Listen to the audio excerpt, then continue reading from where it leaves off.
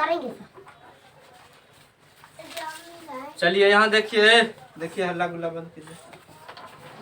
आप लोग को संज्ञा पहले भी पढ़ाए थे ना, लॉकडाउन से पहले। मारेंगे तो बस नंबराइए देंगे। यहाँ देखो, देखिए संज्ञा आप लोग को पहले पढ़ा चुके थे, लेकिन लॉकडाउन में ताला लग गया क्या, तो संज्ञा आज आप लोग को फिर से पढ़ाते हैं। आज बुधवार है, आज हिंदी है, तो संज्ञा आप लोग को आज फिर से पढ़ाते हैं। देखिए आज लिखाएंगे नहीं सबका परिभाषा, लेकिन आपको समझा देंगे। आपको समझा देंगे तो जो है आपको खुद ब खुद जो है आप उसका परिभाषा दिमाग में जो है रख लीजिएगा और घर से लिख के आइएगा। ठीक है, देखिए सबसे पहले संज्ञा हम कहते किसको है, ठीक है, किसी व्यक्ति या वस्तु तथा स्थान के नामों को ही क्या कहते हैं, संज्ञा कहते हैं। पढ़ाए थे इससे भी। चलिए एक तो संज्ञा का परिभाषा लिख देते हैं। किसी व्यक्ति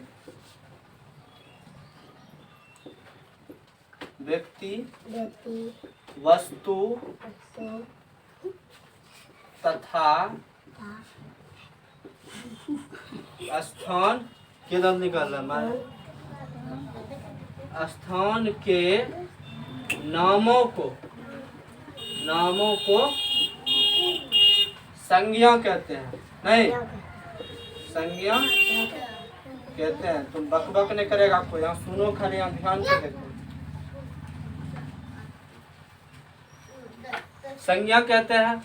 चलिए किसी व्यक्ति वस्तु या स्थान के नामों को ही क्या कहते हैं। जैसे में देखिए आप, राम कृष्ण मोहन सोहन, जैसे टेबल कुर्सी डेस्क बेंच पेंसिल मोबाइल घड़ी इत्यादि, धान चावल गेहूं मक्का, लड़का लड़की बूढ़ा जलेबी, जो भी चीज है जितना है, जितना इस संसार में दुनिया में जितना भी है ना वस्तु है, ये सब क्या है, घोड़ा बिल्ली बकरी गधा भैंस, सब क्या है, सब संज्ञा है। सब संज्ञा है तो जरूर, लेकिन इसमें कौन कौन सा संज्ञा है ये आपको पता नहीं है। कहा है कि संज्ञा का कितना भेद होता है, 5 प्रकार का संज्ञा होता है। संज्ञा के जो है 5 भेद होते हैं। संज्ञा के 5 भेद होते हैं। कौन कौन होता है, होते हैं देखिए, पहला नंबर में आपका हो जाएगा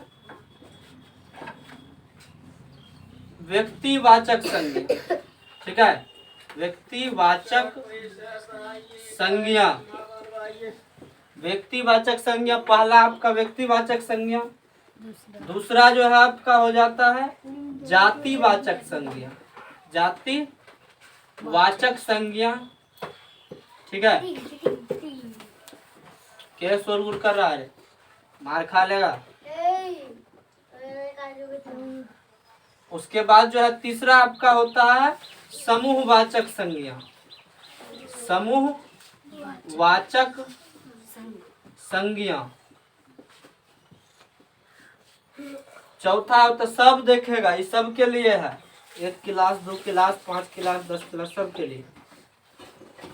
चौथा आपका होता है भाववाचक संज्ञा, भाववाचक संज्ञा।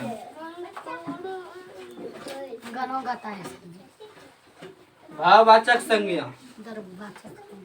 पांचवा होता है आपका द्रव्यवाचक संज्ञा, द्रव्यवाचक संज्ञा। देखिए सब दिख रहा है उसमें, सब पांचों दिख रहा है ना। चलिए तो सबसे पहले आप बताइए कि संज्ञा किसे कहते हैं। हम बता दिए संज्ञा की परिभाषा आप लोग को। तो संज्ञा किसे कहते हैं, किसी व्यक्ति वस्तु तथा स्थान के नामों को ही क्या कहते हैं, संज्ञा कहते हैं। अब आपसे हम पूछ देंगे कि जो है कि आदमी क्या है, संज्ञा। कुत्ता बिल्ली भैंस बकरी सब क्या है, आटा चावल गेहूं धान मक्का सब क्या है, सब संज्ञा है। नहीं रे, सब संज्ञा है।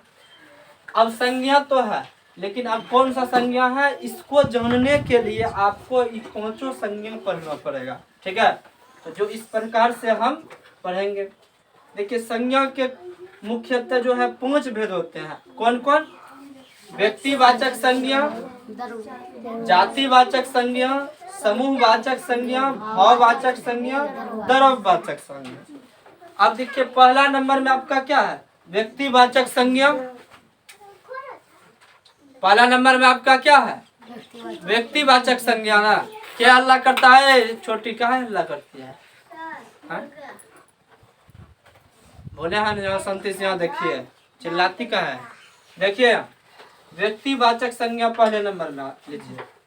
पहले तो सबको लिखा दिए, सब जाके फिर से उसको एक बार देख लीजिएगा, लेकिन हम आपको जो है समझा देते हैं जिससे आपके दिमाग में घुस जाएगा, देखने की जरूरी नहीं पड़ेगा, लेकिन देखिएगा बढ़िया ध्यान से। अब व्यक्तिवाचक संज्ञा देखिए किसे कहते हैं?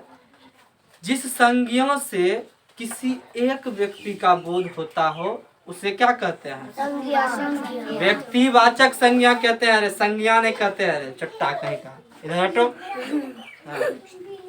जिस संज्ञा शब्द से किसी एक व्यक्ति का मतलब बोध होता हो उसे व्यक्तिवाचक संज्ञा कहते हैं।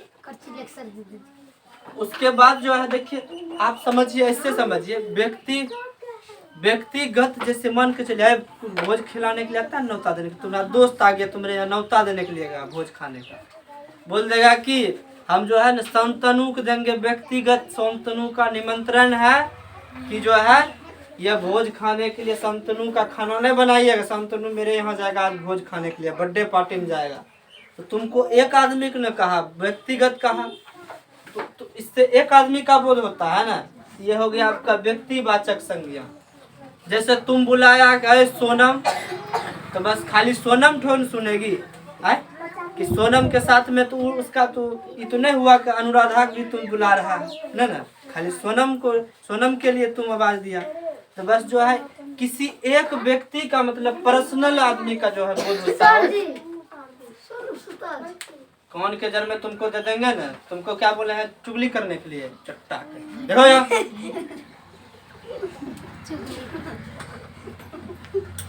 अब देखिए किसी खास व्यक्ति का नहीं, व्यक्तिगत जो है किसी का बोध होता है ना, किसी एक व्यक्ति का बोध होता है। जैसे राम है तो राम का बोध होगा, राम का बोध हो रहा है। जैसे आप मान के चलिए आपको कह देगा दिल्ली, तो दिल्ली जो है कि दिल्ली एक ठोन है रे, दिल्ली ठोक रहे बोल रहा, दिल्ली का हम दिल्ली बोले कि हम दिल्ली जा रहे हैं, हम इसमें ये नहीं हो गया कि पंजाबो हम चल जाएंगे, नहीं बात हुआ, मतलब खाली दिल्ली जा रहे हैं ना, मतलब दिल्ली का बोध हो रहा है।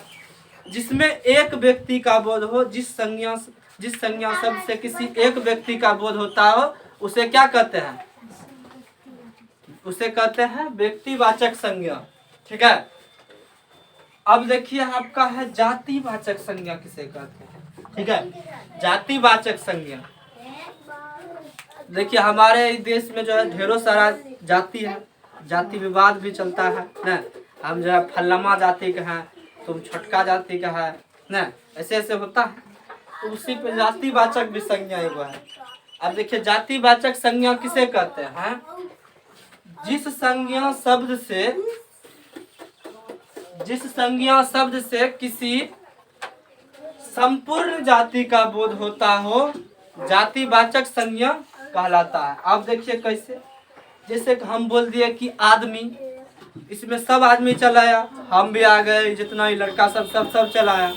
अब हम बोले कि औरत में सब औरत आ गया, अभी नहीं है कि खाली फूलो देवी आया, झूलन देवी आया है, अब प्रीति देवी आ गया, गुड़िया कुमारी आ गई, सब नहीं है ना आ गया, सब आ गया, इसमें नहीं आ गया।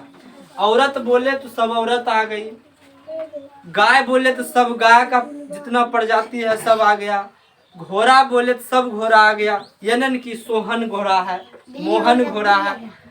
सपोज दैट आप जो है कि एगो आप गधा पुरैनी से या कहीं से लेकर के आप पटना चले जाइए, ठीक है, आप यहाँ से जो है एगो जो है घोड़ा को लेके जाके आप पटना लेके चले जाइए, वहाँ छोड़ यहाँ से जो है एगो जो है छोड़ दीजिए जाके घोड़ा को पटना में, अब बोलिएगा कि वहां से देखिएगा, आदमी सब देखेगा तो कोई कहेगा कि जो है कि पुरानी घोड़ा है, ये सोहन घोड़ा है, मोहन घोड़ा है।